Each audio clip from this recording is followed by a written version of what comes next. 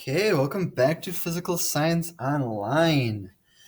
Today is one of our more famous labs throughout the years, our alkaseltzer lab, because we are actually able to look at most, if not all, of the factors that affect the rates of reaction in this one lab using something that's not as popular anymore. For those of you that have never heard of alkaseltzer, it's a common tablet that you throw in some water and it effervesces. I'll show you that in just a little bit. And it's used for cold relief. It's not as commonly used anymore, but you can still find it at Walmart and different places. And it's kind of cool. The off-brand here even calls them just effervescent tablets. Once again, you know, one of my favorite words is effervescent. And that's the name of them, just effervescent tablets. So before you jump into lab, please try out these pre-lab questions on your own. If you haven't done the definitions before, you should. Reactants turn into products, you should know that. We don't do the chemical reactions as much anymore, but the reactants are anything to the left of the arrow and products are anything to the right. Collision theory should be from your notes. And M is that interesting one. So I'll just do that one for you. It basically means molar, and it's a way to measure concentration. So that one's kind of hard to look up.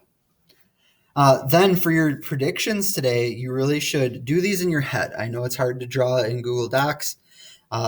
Just make a prediction. Think about each one of these, which ones you would circle and what it would look like. But you don't actually need to draw it today. Just kind of make those predictions in your head. Independent and dependent variables are great if you know them, and so are constants, but we're going to kind of gloss over that portion. Basically, the independent variable in each one is what we changed, so what we controlled, and dependent variable for every single one is going to be time, since that's what we're going to measure today. So let's jump in. Let's just do a whole tablet, show you what this is all about, and see what we can get done in this first video. I'm betting it's going to take 2 videos today, is what I'm thinking. So when you're speaking of constants, you always want like the same type of water. This is all from the faucet at room temperature. You want to pour in about the same amount every time. I'm going to go for approximately 100 milliliters. Once again, beakers are not our best measuring devices in the world, but as long as it's somewhat similar, that's great. Why don't we knock out 2 at once here, actually? We're going to do a whole tablet and a crushed tablet.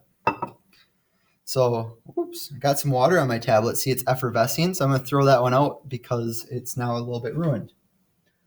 Now, when we do these today, we are going to look specifically, and one of the big debates in this lab is what does it mean by the reaction being done? So we are going to use being done as when all of the white tablet has disappeared.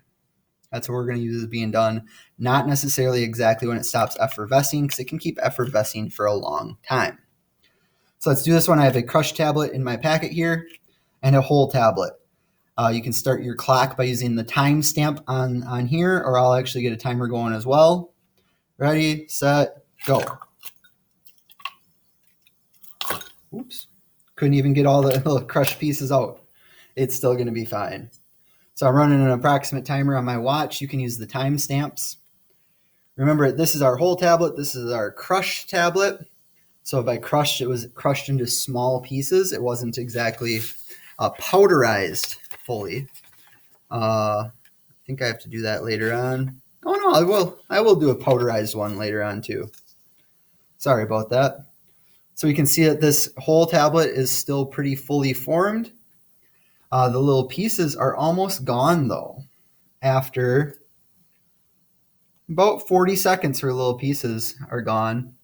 The whole tablet is still going strong. It is still there. Keeps going. Maybe finally gone, 50, 55 seconds. You can also use the data. If I provided you with the filled in data form, you can also use the numbers from here. As long as you have that the whole tablet took longer than the crushed tablet, you're pretty good to go.